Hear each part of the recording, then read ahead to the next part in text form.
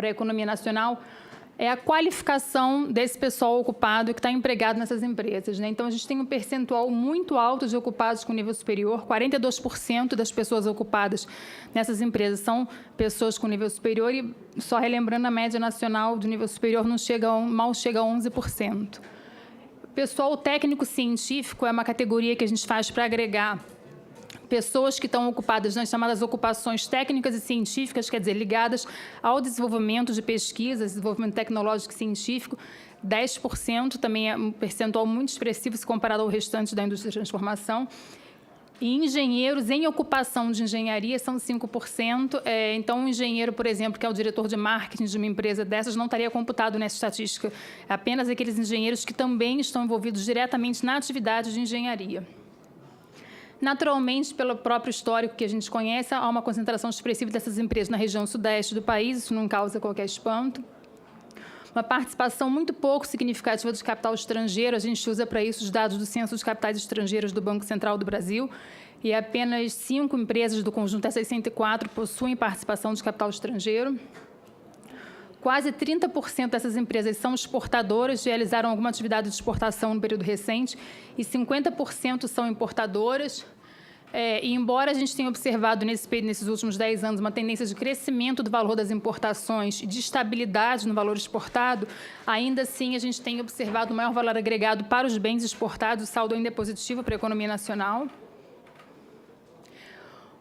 Retomando aqui os dados do IBGE, né, da pesquisa industrial anual que é realizada ao nível das empresas da indústria de transformação do país, em 2012, essas 64 empresas, né, das que estavam na PIA, e a PIA só, o extrato que foi utilizado para essa análise apenas computa empresas com mais de 5 pessoas ocupadas, receita total de 2,6 bilhões de reais.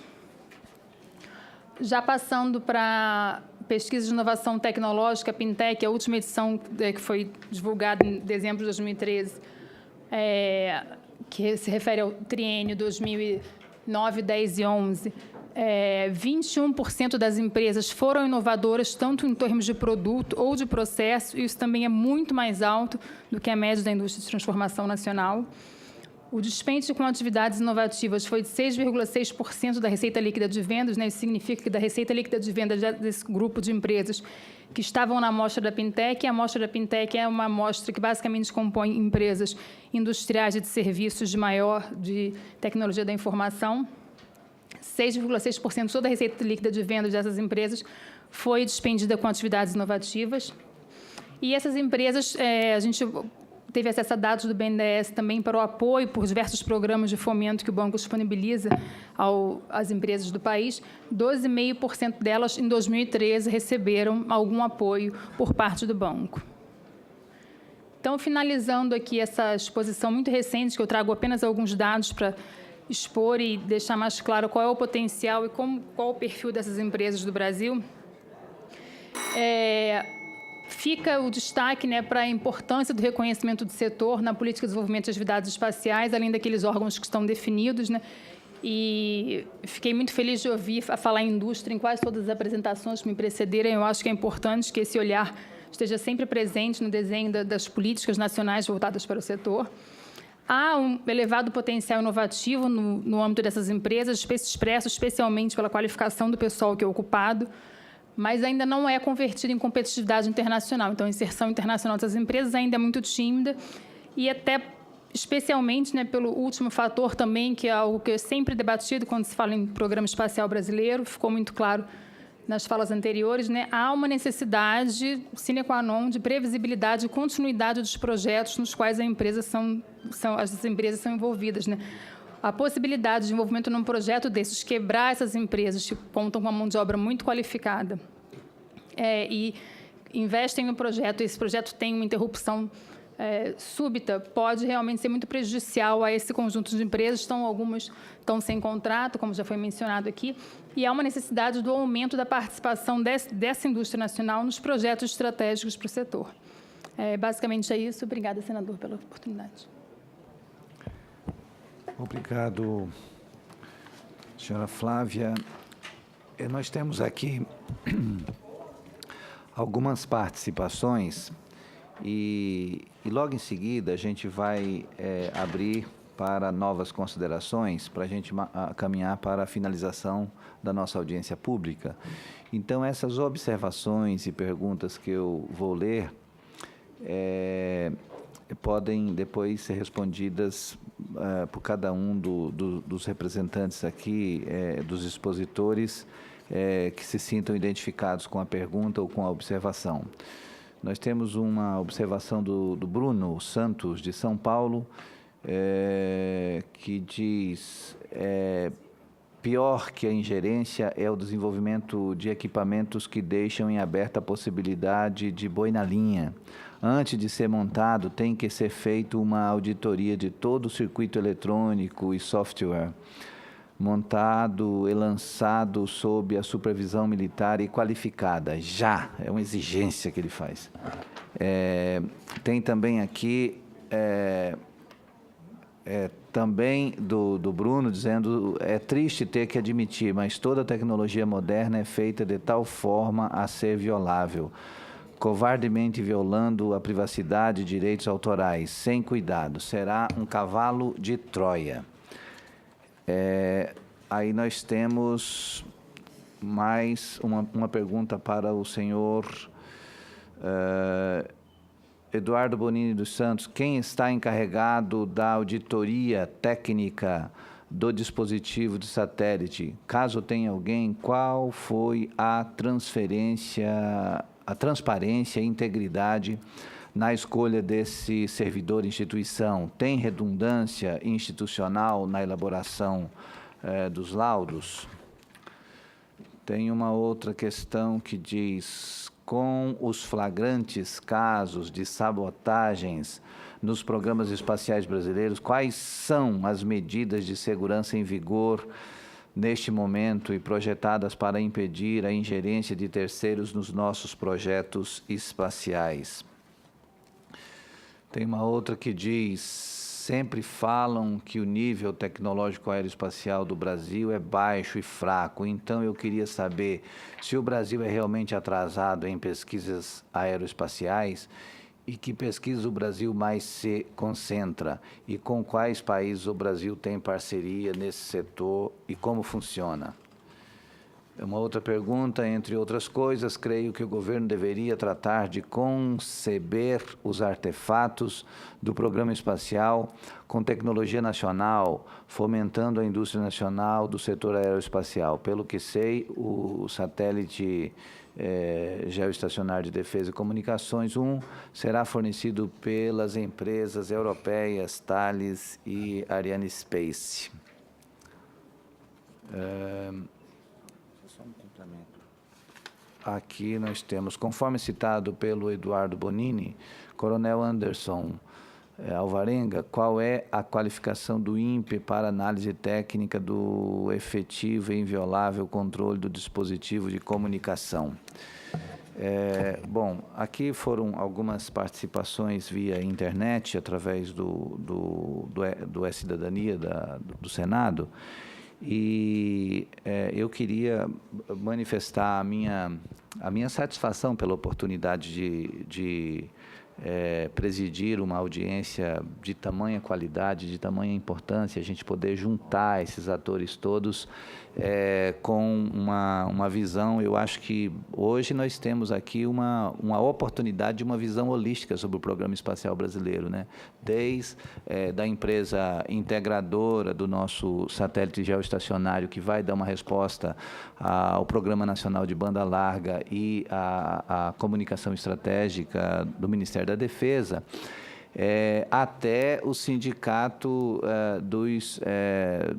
digamos assim, dos cientistas que estão ali em torno das instituições que já desenvolvem essa tecnologia espacial brasileira há muito tempo e que com um conjunto de questionamentos. Então, eu acho que a gente tem a oportunidade de ter uma visão geral, inclusive com essa última exposição do IPEA, que apresenta a importância dessa indústria, ou digamos assim, do programa espacial, ou a importância estratégica da tecnologia espacial para a indústria brasileira, né? Mostrando que que 40% das empresas, aliás, 40% das pessoas que estão atuando nas empresas têm nível superior, quando a média nacional é de 12%, 11%. Não chega a 11%. Então, nós estamos falando de uma indústria de altíssima agregação de valor e também de grande contribuição para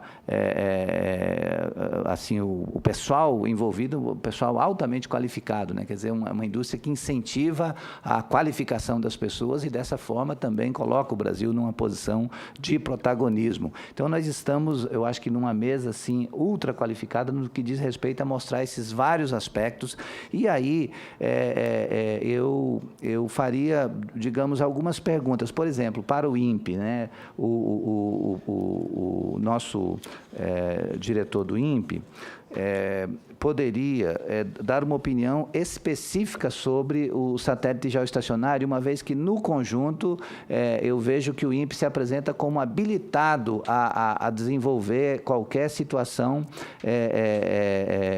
para, digamos, nas três dimensões da tecnologia satelital, né? Seja no lançamento, seja no veículo lançador ou mesmo no satélite em si, né?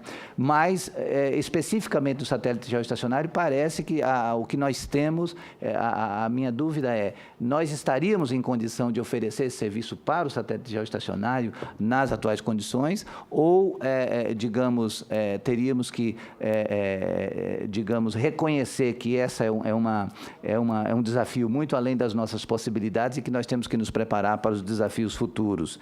E, em relação à Visiona, a pergunta é aquela que eu acho que o sindicato traduziu muito bem. Qual a garantia que a gente poderia ter no sentido de que os projetos futuros vão estar, digamos, atentos no sentido de absorver mais a mão de obra nacional e a indústria nacional e fazer com que os valores investidos tenham uma preocupação no sentido de fazer com que o percentual de internalização desses valores aumente na medida em que os novos desafios surjam. Então, eu deixaria digamos assim, essas questões e passaria a palavra novamente para uma nova rodada. Agora não teremos mais os 10 minutos iniciais, a gente vai ter que se concentrar num tempo mais curto, eu acredito que 5 minutos, talvez, para a gente poder fazer uma rodada de conclusão e tentando também, amarrando o que a gente pode fazer para o Brasil sair ganhando nessa. Eu acho que essa é a grande pergunta. O que a gente pode fazer para que o Brasil saia ganhando sempre? Nós, como brasileiros, temos que estar com, digamos assim, esse regimento debaixo do braço. Qual é a mágica que nós devemos desenvolver para que o Brasil ganhe sempre? Fazendo com que ele esteja na linha digamos, ele assuma o protagonismo nessa tecnologia fundamental e estratégica e, ao mesmo tempo, fortaleça a sua indústria, fortaleça o incentivo à formação, porque eu vi que a moçada do INPE está ficando idosa, precisa ser reposta, e qual é o incentivo que o Brasil pode dar no sentido de que fazer engenharia, fazer um curso de exatas, pode ter uma garantia de mercado, porque também o pessoal que se dedica estudando, se não tiver uma garantia de mercado no futuro, ele sai fora, vai fazer medicina, vai fazer outras coisas, né? Então, qual é, digamos assim, o passo que a gente poderia dar no sentido de fazer com que os resultados sejam acessíveis a todos, porque eu acho que o Programa Nacional de Banda Larga é uma demonstração inequívoca do quão importante é o Programa Espacial Brasileiro, porque vai chegar às regiões mais isoladas e possibilitar uma infinidade de opções, de conhecimento e de acesso à cultura, ao conhecimento, à possibilidade de curso à distância e tal. É um exemplo do quanto isso pode ser importante na vida das pessoas e, ao mesmo tempo, como é que a gente pode fazer para para que o Brasil saia ganhando em todas as dimensões nessa política espacial. Então, eu passaria a palavra, acho que podemos começar até pelo diretor do INPE, e a gente tentaria já caminhar também para as conclusões, de tal maneira que a gente finalizasse bem essa nossa audiência, que, de antemão, eu já reputo como uma das audiências mais interessantes e ricas que eu tive a oportunidade de acompanhar aqui no Senado Federal. Ok. Eu agradeço muito aí a oportunidade, uma vez mais, senador, e pela oportunidade aqui, então, de colocar essa visão, né, que eu acho que é o primeiro ponto que nós temos que ter claro sobre o programa espacial é mais ou menos a visão que moveu aí o programa aeronáutico no passado, né? Então, lá nos anos 40, quando se toma a decisão, né, de estabelecer no Brasil uma indústria aeronáutica, era uma visão de futuro, na verdade. Quer dizer, o futuro, a visão era de que o país, né, pelas suas dimensões continentais, nós nos locomoveríamos aqui, né, pelo meio aéreo e não pelo meio terrestre, digamos, olhando para o futuro, né? E o resultado que nós temos hoje é que nós temos a terceira maior empresa aeronáutica de aviação civil no mundo, né? E que gera só em São José dos Campos 15 mil empregos, né? Eu estou aqui falando, não sei se está correto, depois o Bonini pode me corrigir, mas a visão para a área espacial é a mesma, eu diria assim, né? Nós temos hoje, se olhar o futuro, os dados obtidos a partir do acesso ao espaço, eles serão fundamentais para a gestão de qualquer área que nós olharmos da vida na nossa sociedade, né? Ainda mais num país continental como o Brasil. Então, vamos olhar as aplicações, por exemplo. Nós temos aplicações na área de gestão ambiental, né, que o INPE já faz, esse monitoramento, né, ambiental da Amazônia, por exemplo, já há 26 anos, e que já é um sistema de referência internacional nessa área, né, já demonstrada aí a importância, né, para o país desse monitoramento ambiental por satélites, né? Temos a parte da exploração de recursos naturais, que foi fundamental os dados obtidos de satélites, toda a parte digamos assim, de defesa, né, de monitoramento da nossa costa oceânica, né, todas as nossas fronteiras. Temos o planejamento, que nós podemos fazer o acompanhamento de 5 mil municípios no Brasil, via imagens de satélites, o acompanhamento físico do planejamento. Então, aqui a meteorologia, as telecomunicações. Então, o futuro, né, indica, isso já é a realidade em vários países, né, e o nosso é cada vez mais, indica que os dados obtidos a partir do acesso ao espaço, eles estão no futuro do Brasil. Então, o acesso ao espaço, acho que ele tem que ser visto como uma atividade estratégica, né? O domínio do acesso ao espaço tem que ser visto como uma atividade estratégica, né, para o país. Essa é a visão que tem movido o programa, né, eu diria assim, ao longo da sua existência, no que tange a participação principalmente do INPE, né? Então, hoje, aqui, só respondendo essa questão da capacitação, né, que existe no Brasil, nós já temos, né, o programa assim, relativamente modesto que foi desenvolvido, mas nós temos a capacitação nas áreas clássicas de plataformas orbitais, né?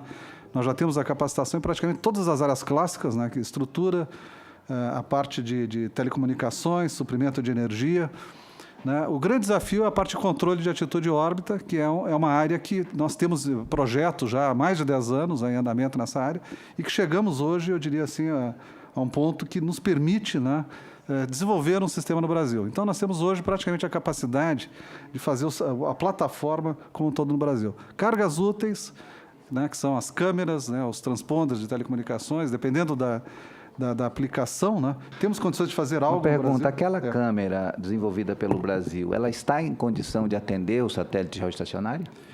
Não. Essa é uma câmera para satélites de baixa órbita, né, para observação do planeta aqui na órbita da ordem de 700 quilômetros. Né? A câmera para um satélite geoestacionário, existem hoje câmeras, né, para observar a Terra até com 40 metros de resolução, uma massa aí da ordem de 800 quilogramas, né? Isso é uma área de fronteira em países como a China, que tem câmeras desse tipo, e, evidentemente, o programa europeu e o americano, né? Então, nós temos hoje condições para geoestacionário, mas geoestacionário, estou falando, para observar o planeta a partir do geoestacionário. Mas o ponto é que o país nós temos condições hoje, basta que haja, né, o esforço, né, que se coloque esforço nisso. Nós temos gente, né, nós temos condições de formar gente no volume necessário para a área. As tecnologias, né, nós temos condições de absorver as tecnologias, está aí o exemplo do avião, né? E temos condições, assim, sem sombra de dúvida, né, se tivermos um planejamento e perseverança, né, de médio e longo prazo, nós temos condições de desenvolver os sistemas espaciais no Brasil com grande capacitação, inclusive de ser um produtor internacional para essa área. Eu não tenho dúvida sobre isso, né?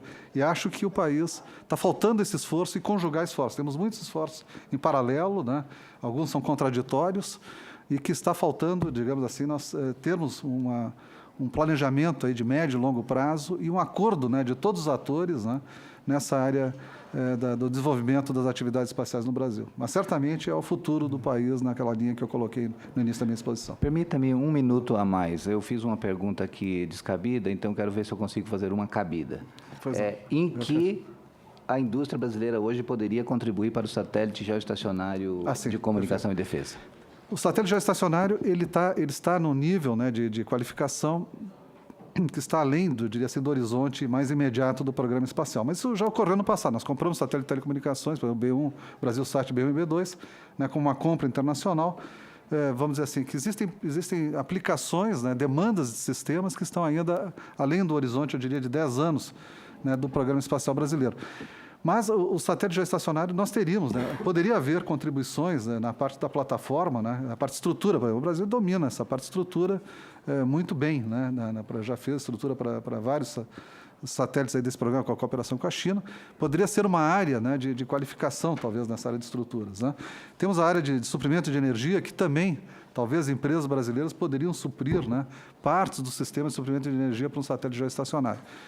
E controle térmico também seria uma outra. Quer dizer, as áreas clássicas, né, poderia ter alguma participação da indústria brasileira. Na parte de cargas úteis, não. Né? Eu não acredito que a sofisticação de cargas úteis e a parte de controle de altitude e órbita também não, pela sofisticação e a falta que nós temos ainda no Brasil. Agora, nós deveríamos usar o programa, né, para alavancar iniciativas de capacitação nacional em satélites geoestacionários. Então, né, o INPE tem uma proposta de fabricação e desenvolvimento de satélites geoestacionários, né, nos próximos 10 anos. Temos aí uma proposta de 3 satélites geoestacionários que poderiam estar acoplados, mais simples, né, do que é o SGDC, né, mas que poderíamos estar usando o poder de compra para favorecer esse desenvolvimento no país. Esse é um modelo que nós já desenvolvemos no passado e que ele tem toda a viabilidade. Então, teríamos que casar mais, digamos assim, essa iniciativa da compra, né, com o desenvolvimento do programa brasileiro, né, da proposta brasileira, tecnológica brasileira de desenvolvimento de satélites geoestacionários. Obrigado, professor Leonel Peronti. E eu passo agora a palavra. O senhor José Raimundo gostaria de falar agora ou gostaria de falar na conclusão, pegando as informações gerais de todo mundo? Então, eu passo a palavra ao senhor José Raimundo Braga Coelho, presidente da Agência Espacial Brasileira. A questão do SGDC é uma questão interessante que tem que ser analisada do ponto de vista também do momento que estamos vivendo no nosso programa espacial brasileiro. Observem o seguinte: o colega Peronti foi muito feliz em situar toda a gestão do programa espacial brasileiro, desde o início até os dias de hoje, e comparar, inclusive, fazer uma comparação com o advento da nossa indústria aeronáutica. Muito bem, há uma novidade, senador, de presentes, que é o seguinte: hoje nós temos clientes que impõem condições para, primeiro, financiamento, segundo, tempo necessário para desenvolver, por causa das suas necessidades, e o SGDC é um desses exemplos. O Ministério da Defesa e o Ministério das Comunicações se posicionaram com foco em cima, por exemplo, de tempo. Então, o senhor pode ter observado o cuidado que o diretor do INPE utilizou para responder à pergunta. É evidente que, durante esses 30 anos de atuação na atividade espacial no Brasil, nós construímos capacitação para várias coisas, mas temos dificuldades, e eu tenho a certeza de que o nosso colega do INPE concorda com isso, de atender a essa necessidade específica e precípua de tempo, senador. O tempo não nos permitiria, eu tenho quase certeza de atender essa necessidade. Por outro lado, senador, temos também uma fase nova, uma oportunidade que foi aproveitada, porque é o seguinte, não vivemos só de necessidades. A dupla fundamental é necessidade e oportunidade. A oportunidade que se criou com essa demanda do Ministério da Defesa e da Telebrás nos permitiu utilizar conceitos mundiais, universais, que é o conceito de empresa integradora, no sentido de não somente resolver o problema do SGDC, como se instalar definitivamente no país para poder consolidar a nossa base industrial na área espacial. Então, isso é um conceito universal. Todos os países, inclusive os países que eram chamados comunistas e socialistas, utilizam-se desse conceito hoje, universalmente. Pegue a Rússia. Pegue a China. A China não diz que é empresa integradora, porque a China não fala que é empresa ou se é governo, mas eles atuam como empresas integradoras. E o conceito que nós utilizamos, universal, para aplicar aqui no Brasil, não foi de prime contractor, como se usa aí fora. É de integradora no sentido da responsabilidade que esta empresa, a partir de agora, terá de integrar a indústria nacional brasileira, junto com o INPE, junto com a Agência Espacial, junto com o DCTA, junto com todos os órgãos de governo desse país. Então, é por isso que nós atendemos esse request do programa de sermos um dos elementos, aquele que cuida, que é responsável pela transferência de tecnologia e a absorção de tecnologia. 2 elementos fundamentais para que, daqui a uns dias, o colega sabe disso, possamos ter uma participação efetiva no desenvolvimento dos próximos satélites geoestacionários. Não é só com satélites de telecomunicações. Logo no nosso programa tem um outro desafio muito grande, que já estamos buscando solução, em parceria com outros países, se necessário, do tipo que nós fizemos com o Cibras. O colega do INPE citou o salto que demos quando fomos buscar parceiro como a China, capacitado e qualificado para dar um salto na área de sensoriamento remoto. A mesma coisa é possível que temos que fazer juntos com outros países, do mesmo estilo que estamos fazendo com a China, primeiro, considerando a importância dos benefícios mútuos e a necessidade de desenvolvimento conjunto, que foi o que nos trouxe até agora onde nós estamos. Está certo, senador? Então, eu diria o seguinte, bem-vindo à oportunidade.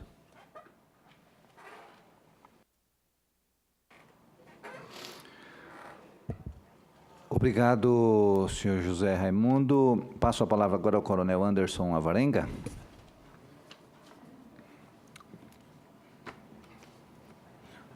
Obrigado, senador. Bom, como encerramento, eu gostaria de dizer que o SGDC para a defesa é um primeiro objetivo, né? E como primeiro objetivo, cumprindo aí as questões de tempo, ele ainda assim traz benefícios a todos, em particular à indústria, porque ele possibilita a absorção e a transferência de tecnologia, que podem não trazer resultados imediatos ainda nesse primeiro objetivo, mas com certeza trarão para os próximos. E que próximos objetivos seriam esses? São os objetivos que estão estabelecidos no PESE. O PESE, ele prevê diversas constelações, não só de satélites de comunicações, mas, por exemplo, satélites de meteorologia, observação da Terra e geoposicionamento. Cada constelação utilizando plataformas de diversos tamanhos em diversas órbitas. Então, esta demanda, ela é uma demanda concreta, uma demanda real, já devidamente qualificada no PES, e que abre aí possibilidades para que a indústria nacional comece a pensar sobre o assunto e comece a trabalhar sobre o assunto. A Estratégia Nacional de Defesa também, ela estimula o desenvolvimento nacional. Ela estabelece algumas metas, ela mesmo cita tecnologias, dentre as quais as comunicações por satélite, que deverão ser objeto de investimento do Ministério da Defesa deverão ser tecnologias que deverão ser estimuladas na indústria nacional. E, por fim, sobre a questão de segurança, algumas perguntas foram enviadas. Apenas um esclarecimento genérico, evidentemente o tema não permite que a gente se debruce e entre em grandes detalhes, mas a tecnologia, a tecnologia para a segurança das comunicações é uma preocupação constante. E o Ministério da Defesa, junto com seus parceiros, se preocuparam com isso no projeto do satélite. E apenas como esclarecimento, o modelo utilizado é um modelo consagrado, que é o modelo da segurança em camadas, né? Então, todas as preocupações são válidas, né? E daí o emprego de soluções onde a segurança ela não é pontual, mas ela se completa quando ela é aplicada em diferentes níveis. É isso que eu tinha a dizer, senador. Muito obrigado. Obrigado. A senhora Flávia Smith poderia também já emitir suas considerações sobre a nossa audiência? Obrigada, senador. Eu acho que, como pesquisadora, como estudiosa do assunto, o que eu acho que a recomendação maior que fica realmente é desse reconhecimento da importância da inserção da indústria nessas etapas graduais que o Brasil está buscando para desenvolver de forma mais focada a sua autonomia de acesso ao espaço, de fabricação de satélites, e que haja a possibilidade de que se avalie, ao longo dessas etapas, o que está sendo feito para a gente poder verificar se realmente essa absorção de tecnologia que está sendo proposta, esses planos estabelecidos, são realmente efetivos e adequados ao contexto da indústria nacional. Acho que o acesso de pesquisadores de avaliação de política pública ao longo dessas etapas é fundamental para que a gente não tenha uma surpresa desagradável no futuro em relação aos resultados dessas iniciativas. Somente isso. Obrigada. Obrigado. O senhor Ivanil, presidente do sindicato, pode também apresentar suas considerações? Bom, em 3 décadas de desenvolvimento... Em 3 décadas de desenvolvimento espacial, nós entregamos poucos satélites, nenhum lançador, e agora estamos para entregar um monte de CubeSats.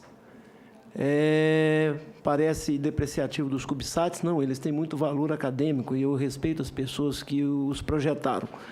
Mas isso é uma questão que, em termos do que a sociedade precisa mesmo, tem uma distância.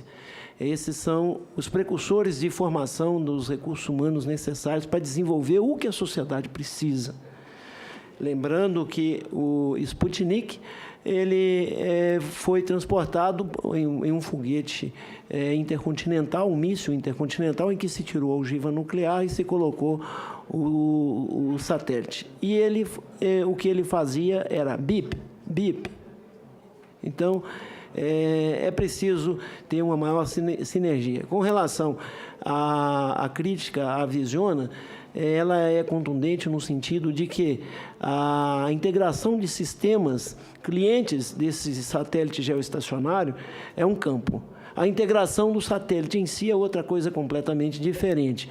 E nisso a Visiona não avança. Ela contratou até a especificação desse satélite de uma empresa canadense sem a participação nenhuma do INPE, que com 53 anos de experiência nessa área restou completamente alijado.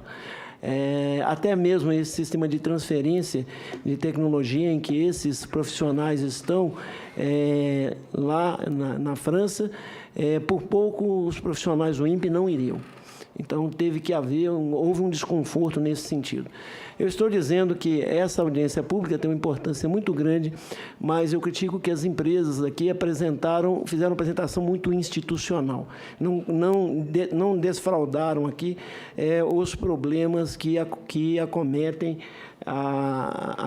o nosso modelo. O modelo é equivocado.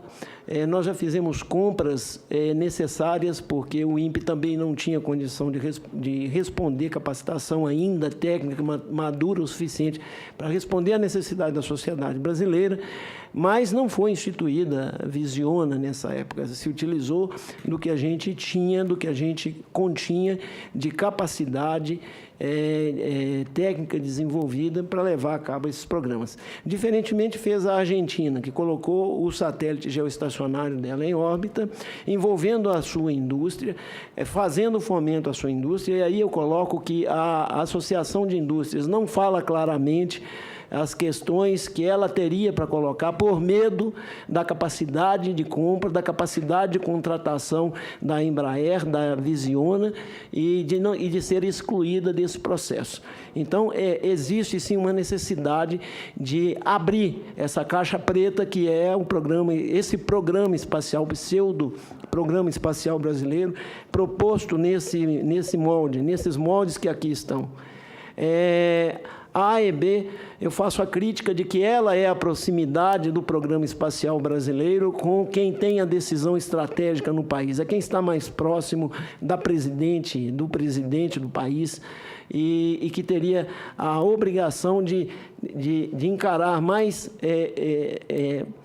com maior coragem, vamos dizer assim, os problemas que nós temos. Existem 2 institutos que são a base de execução das propostas e dos programas propostos do Programa do Desenvolvimento Espacial Brasileiro. São o INPE e o DCTA. Essas instituições, heroicamente, seguem fazendo aquilo que é possível, mas nós temos grandes problemas aí. Sempre... Na medida em que fortalecermos o programa ali onde ele é executado, haverá fomento, como sempre houve, à indústria. E aí eu coloco a situação da optoeletrônica, que produziu o instrumento mais sofisticado espacial brasileiro, demitiu 30 dos seus 64 servidores, coloca que 60% da sua receita era do programa espacial, hoje é de 40%, e está voltando a sua produção aos artigos médicos para tentar sobreviver e não falir. Esta é a situação. Nós precisamos criar sinergia, dimensionar a missão, utilizar instrumentos de gestão compatíveis com o desafio. Existe proposta dentro do Fórum das Entidades Nacionais de Ciência e Tecnologia, às vezes até um pouco polêmica, de se criar escola de gestão específica para isso, para aprendermos a fazer gestão de competência, fazermos gestão de conhecimento e valorizarmos os nossos servidores. Estamos com 51 anos de idade média, há pouco tempo da aposentadoria, e muitas capacitações que colocamos aqui não as temos mais. Então, é preciso encarar isso com coragem, é preciso que haja maior sinergia e que deixemos de bater a cabeça uns nos outros e contra a cabeça. E precisamos encarar que o desenvolvimento do Programa Espacial Brasileiro é caro, custa muito dinheiro. Explode o foguete, sim. Todo mundo explodiu, por que nós não podemos explodir? Morreram 21 companheiros nossos, já cumprimos também a nossa cota de drama e certamente temos outras para cumprir. É preciso erguer a cabeça e ter coragem. Obrigado, Ivanil. Eu passo a palavra agora ao senhor... Vamos ver aqui, nós temos ainda... o presidente da Telebrás e o presidente da Visiona. Qual dos dois gostaria de falar primeiro? Por favor, então, o senhor Eduardo Bonini, presidente da Visiona. Obrigado, senador. Eu acho que nós temos que aproveitar aqui esse debate para propostas criativas e não críticas de fatos realizados.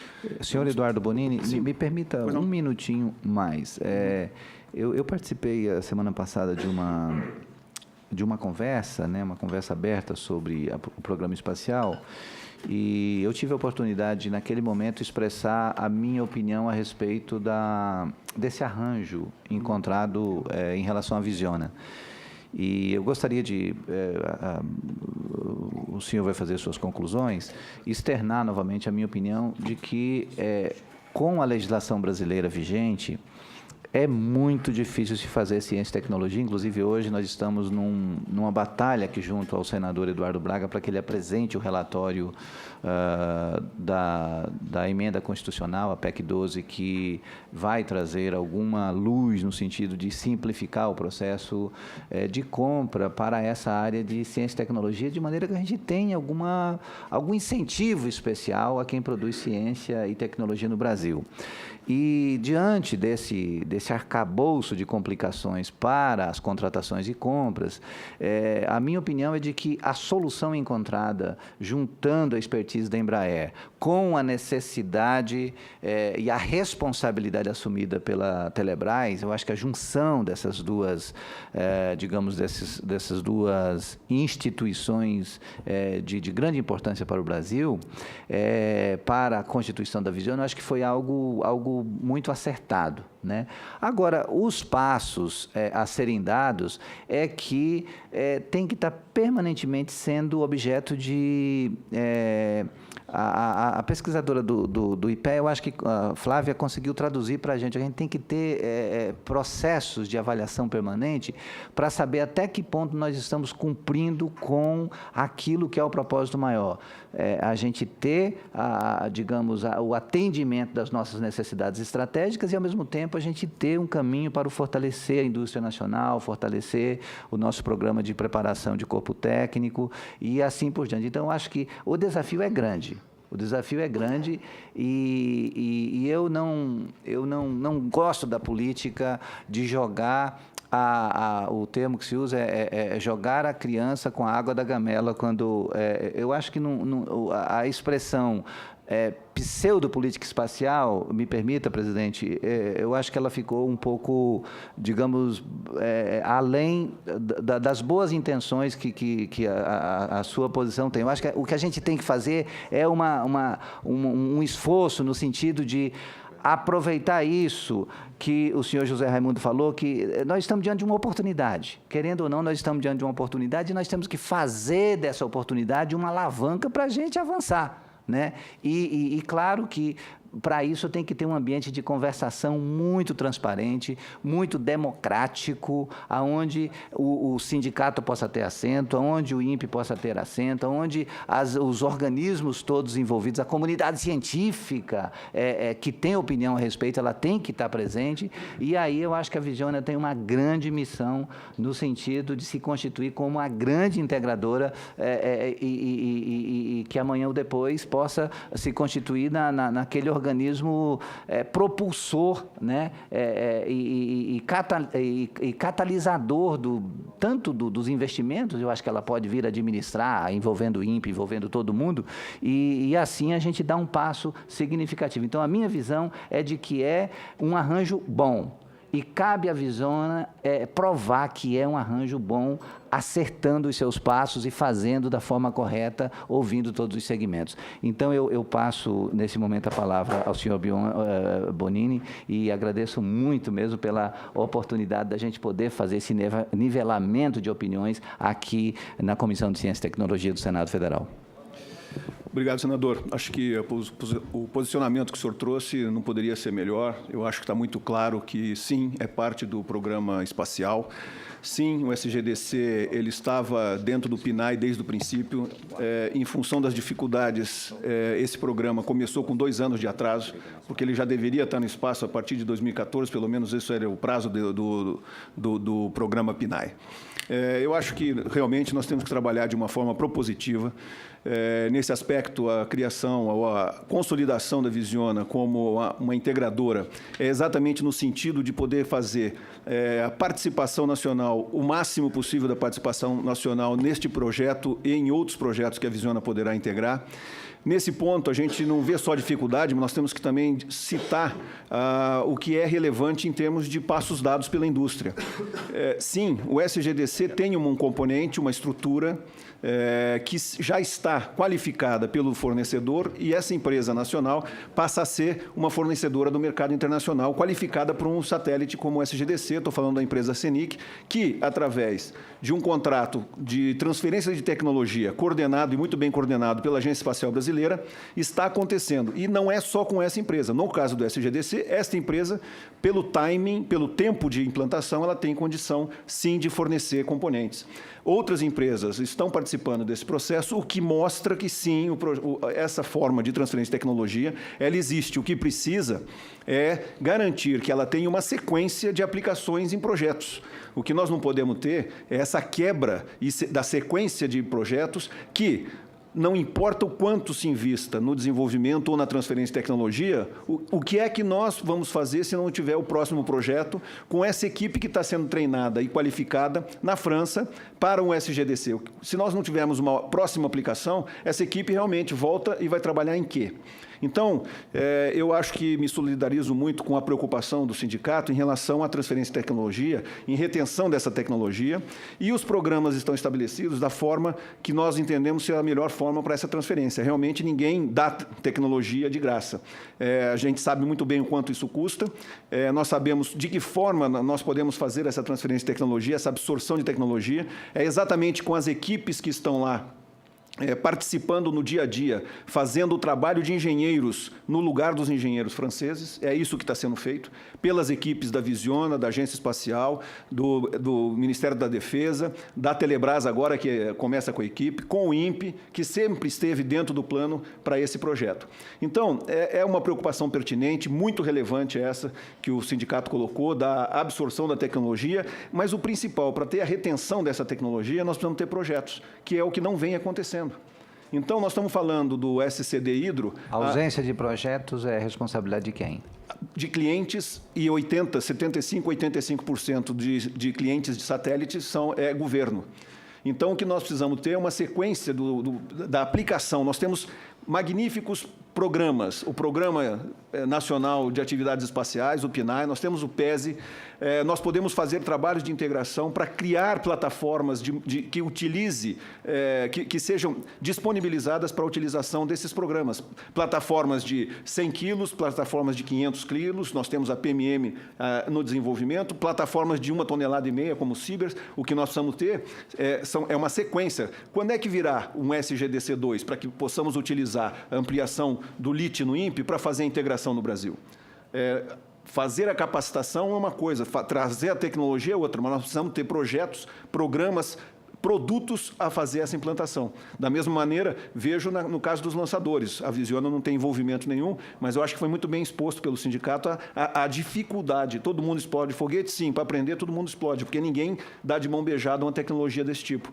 Então, o que faltam é o investimento, faltam novos programas que possam trazer a oportunidade da implantação e aplicação do conhecimento que nós estamos absorvendo. Aliás, o sindicato foi muito preciso ao dizer que é caro, de alto risco, tempo, de alto risco e... Sim. Intensivo de capital. Intensivo de capital. A colocação é muito pertinente, a preocupação é muito pertinente. Eu acho que nós temos que olhar para frente de fatos consumados e aprendizados e aplicar para o futuro uma oportunidade de poder fazer uma integração global da cadeia. Eu diria o seguinte, o presidente do sindicato colocou a dificuldade da Opto, faz 6 meses que nós temos discutido com a Opto sobre essa dificuldade. Os funcionários, os empregados da Opto realmente têm sido desligados por falta de projeto. Eles têm uma câmera super desenvolvida, com uma resolução de 20 metros, que a aplicação é no Cibers e mais o quê? Então, essa dificuldade da sequência de projetos é que tem trazido essa situação onde a maioria das empresas, a gente falou da Opto, mas existem outras empresas sofrendo com a falta de projetos. Nós tivemos uma redução de investimento dos últimos 3 anos, um assunto que, inclusive, levamos à discussão no próprio MCTI e na Casa Civil, através da Associação das Indústrias Aeroespaciais Brasileiras, da IAB. Nós tivemos, nos últimos anos, um déficit aí de investimento da ordem de 40 a 45 milhões de reais por ano. E é um dinheiro que, perto daquilo que foi colocado até dos programas, é muito pouco. Até uma assessora da Casa Civil sabe que fazer programas de espaço tem um alto custo e um alto risco. Obrigado pela oportunidade e estamos à disposição para inclusive, visitarem, conhecer a Visiona e conhecer um pouco dos objetivos. Porque, muitas vezes, o que acontece é que, sem conhecer os objetivos estratégicos da empresa, desse envolvimento da indústria, de quanto a indústria já tem conversado conosco, de quanto nós já estamos contratando a indústria, é que gera um pouco dessa dificuldade. É uma empresa nova, uma startup, tem apenas 2 anos, com 45 funcionários, mas olhando para essa integração. A Visiona não tem intenção nenhuma de fazer aquilo que já houve um investimento enorme por parte do governo em relação ao INPE, por parte de outras empresas que têm a sua capacitação em componentes. O que nós vamos fazer é aquilo que ainda não é feito no país. Então, esse é o plano estratégico e estamos à disposição para conversar com quem for preciso e necessário. Obrigado. Muito obrigado, muito honrado por sua presença aqui nessa nossa audiência.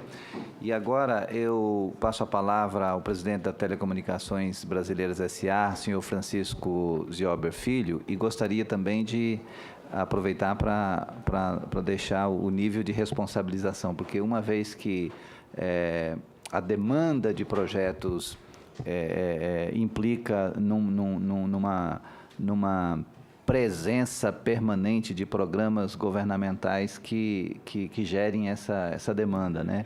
Eu acho que o Programa Nacional de Banda Larga gerou a necessidade do satélite geoestacionário. Daí, qual vai ser o próximo passo? Como é que a gente vai fazer com que o Programa Espacial Brasileiro não perca o fio da meada, que a gente possa ter isso enquanto política de Estado, que, independentemente dos governos que vão se substituindo, a gente tenha algo perene que possa demandar a indústria, possa continuar nesse processo de formação e de internalização de capital a partir dessa atividade altamente rentável também, né? Porque se exporta isso, também significa altíssimo valor agregado, né?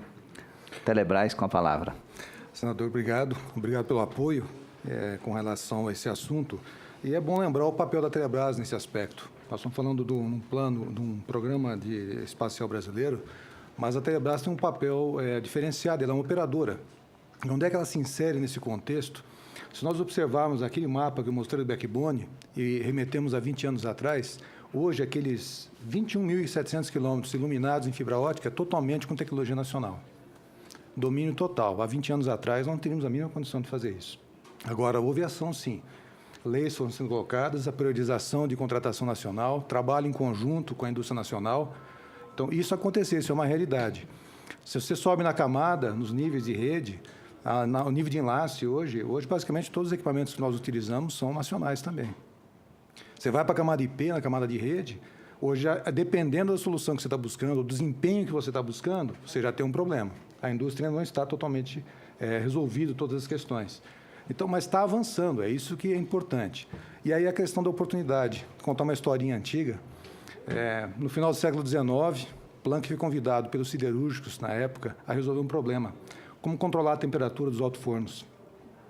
E ele resolveu não só aquele problema, como deixou toda uma base teórica para todos nós consumirmos hoje, né? O conceito de onda, o fenômeno da caixa preta e tudo. Mas, naquele momento, ele pegou uma oportunidade. E ele pegou o financiamento que ele tinha. E aproveitou isso.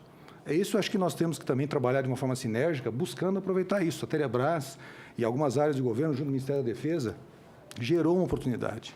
As janelas de oportunidade, elas surgem de tempos em tempos, elas não são permanentes. E isso é um problema, acho que, senador. É uma questão que, para perenizar um programa, você tem que ter muita força de vontade, muita atitude, né? E o financiamento é básico para isso. Então, são janelas que surgem e nós temos que abraçar essa causa de uma forma sinérgica. A Visiona, ela se insere nesse contexto como uma ponta de lança. Ela não vai ser única e não pode ser única, senão nós perdemos a oportunidade de criar uma cadeia de valor, como até demonstrado pela Flávia. Tem uma cadeia de valor aí a ser explorada, extremamente forte, importante, que induz outras questões aqui no país, até o fortalecimento do nosso sistema de ensino e por aí vai. Quer dizer, foi citado muito aqui pela questão do ITA, que são escolas de alto nível. Isso é que nós temos que fazer, aproveitar essa oportunidade. A Telebrás ela pode gerar outras oportunidades. Internamente, nós estamos trabalhando também firmemente no propósito. Nós temos um pequeno laboratório de referência hoje, em conjunto com a PUC. Estamos implantando uma gerência de arquitetura e inovação para poder conversar melhor com o mercado, conversar com a indústria nacional. Hoje, nossos fornecedores, boa parte é nacional. Mas nós queremos instigá-los a aprofundar suas pesquisas, a dar soluções para problemas que nós estamos enfrentando, às vezes, no campo, no dia a dia. Um dos problemas hoje, parece básico, a questão de temperatura no Brasil, em algumas regiões do país, é extremamente crítica. Nós temos que instigá-los a trazer, não solução do nosso hemisfério norte, mas trazer soluções adequadas para o nosso Brasil, adequadas para a nossa condição de clima, de intempéries. E o satélite vem nessa missão também. A Telebrás, ela cria uma oportunidade junto com o Ministério da Defesa, tá? E nós temos que abraçar da melhor maneira possível, junto com a EB, junto com o INPE, junto com todos os institutos e empresas. A cadeia nacional tem que estar envolvida nisso, né? Então, acho que o papel da Telebrás vem sendo feito. Eu quis demonstrar a questão da rede nacional, porque hoje 100% da nossa rede ótica é de equipamento nacional. Nós estamos falando do cabo submarino agora, vamos criar a Joy Venture. Já tem indústria nacional se mexendo fortemente. Se ela vai ser vencedora ou não depois na concorrência, porque vai ser feita uma concorrência internacional, é outra questão. Mas o fato é que está se criando uma janela de oportunidade para que a indústria nacional se mexa e traga uma solução que, de repente, vai ser escolhida. Pode ser ou não. Aí vai depender da sua capacidade, vai ser condição de preço, tempo de entrega. Eu acho que o Zé Raimundo colocou uma questão muito importante. Nós não podemos esquecer que a Telebrás ainda é uma operadora. E nós temos missão para o próprio governo, missão também que nós temos clientes, os provedores são clientes privados, nós temos que atender aos seus prazos também. Então, esse equilíbrio é que, muitas vezes, a Telebrás ela fica no fio da navalha, né? Entre a busca de trazer uma solução no pacote nacional de governo, a política social, ao mesmo tempo beneficiar ou trazer algo mais para a indústria nacional, criando oportunidades, criando uma janela de oportunidade riquíssima que nós temos que aproveitar. Eu acho que as palavras que eu poderia deixar aqui, primeiro agradecer, é a segunda oportunidade, senador, que eu tenho de debater assuntos com o senhor. Eu acho que é extremamente válido essa oportunidade. A Telebrás agradece, o seu time, hoje nós somos em 252 pessoas, estamos ampliando o quadro até janeiro, espero chegar a 300. E estamos com projetos dessa magnitude e, ao mesmo tempo, tentando instigar, de alguma forma, que a indústria nacional se una, através de apoio também de financeiro, apoio estratégico, para avançarmos nessa questão. Obrigado. Bom, agradecendo imensamente a contribuição de cada um dos expositores e dizendo que a nossa Comissão de Ciência e Tecnologia encerra esse ciclo, mas certamente esse debate vai continuar em outras oportunidades. Nós teremos até o final de novembro agora a conclusão do relatório, que deverá ser votado na sessão do dia 2 de dezembro, com as nossas observações a respeito do acompanhamento do Programa Nacional de Banda Larga.